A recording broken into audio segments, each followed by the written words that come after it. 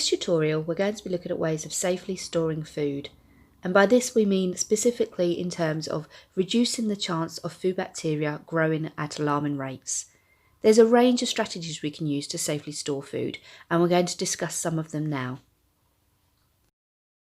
You're probably very familiar with your own fridge freezer, but have you considered why we use fridge freezers? Fridges and freezers help us to keep food out of the danger zone, and by this we're referring to the temperature of between 8 and 60 degrees Celsius. You may recall from the last tutorial that food bacteria like warm conditions, and the temperature between 8 and 60 degrees Celsius are considered as warm conditions. This is the temperature where bacteria is more likely to grow at a faster rate and reach dangerous levels. So we want to ensure that food doesn't sit in this temperature zone for too long, as given that opportunity, then the bacteria are going to multiply. It doesn't mean food can't sit in that temperature for any length of time. It means that we need to be aware, especially of high-risk foods, that if it is sitting in this temperature, then bacteria are likely to be growing and multiplying. So what do we do to prevent this? Placing food inside a fridge helps to slow the rate of growth in bacteria. It doesn't stop it from multiplying, but it really slows it down. It makes it a little bit sleepy and the bacteria's growth slows down, and this prolongs the shelf life of the food. It gives us more time to consume it. Fridge temperatures should be kept at between 3 and 5 degrees Celsius. If they get too warm, then obviously the bacteria is in the food danger zone.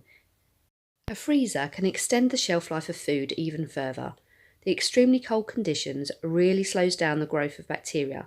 It basically puts them to sleep so that they are barely multiplying at all.